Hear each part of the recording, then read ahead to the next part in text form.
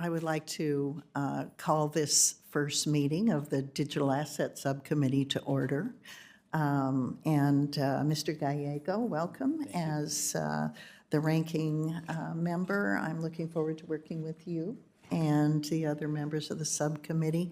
This has been a long time coming, so I'm delighted to get started. I'll make an opening statement, and then the floor will be yours to make an opening statement, and then we'll introduce our witnesses. So the hearing now being in order, thank you everyone for being here at the inaugural subcommittee on digital assets hearing. I'm really grateful to Senator Scott for creating this subcommittee. And as I said, Senator Gallego, looking forward to working with you to pass bipartisan legislation on Bitcoin, on stablecoin and digital assets. We want to promote responsible innovation and protect consumers. We sure have come a long way since I first arrived in the Senate. Many members of the Senate were still trying to wrap their heads around what is a Bitcoin, what is a digital asset, what is a stable coin, what is a Howey test.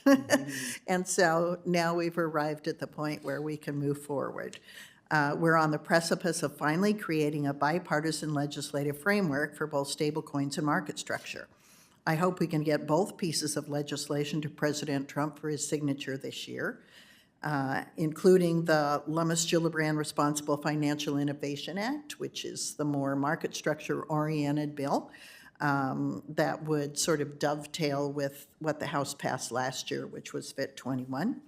But we're going to start with stable coins. And on stable coins, I'm optimistic the Senate Banking Committee will soon mark up Senator Hagerty's legislation.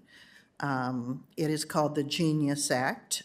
Chairman Scott and Senators Gillibrand and I are all co-sponsors. The act makes the U.S. dollar fit for the digital age, creates additional demand for U.S. debt, and makes payments both faster and cheaper. I'm also pleased that the legislation fully protects the dual banking system and creates parity between both states and federal stablecoin charters.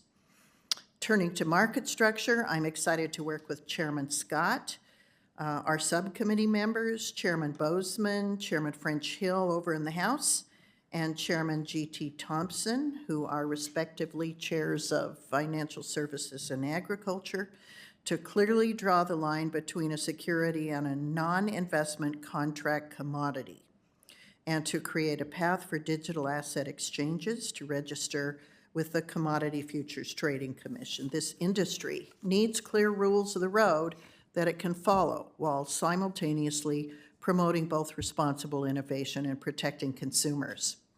So each of our witnesses today are committed to these goals, and I'm really grateful to all four of you to be here and share your expertise on these topics. First, we have Louis Cohen, partner at Cahill, Gordon, and Reindell. Did I get that right? Thank you. Mr. Cohen is a learned lawyer and an expert with respect to differentiating between a security and a commodity. Can't wait to hear from you about that. We have been wrestling with that for months. Second is Jonathan Yocum, Global Head of Policy at Kraken. I am proud that Kraken calls Wyoming home today, and Jonathan, thank you for being here and sharing your expertise. Third, Zahi Masari, Chief Legal Officer at LightSpark. Ms. Masari is one of the original thought leaders on stablecoin policy and understands how stablecoins operate. And then finally, we are honored to have Tim Massad as a witness. He was chair of the Commodity Futures Trading Commission from 2014 to 17 and is a research fellow at the Harvard Kennedy School of Government.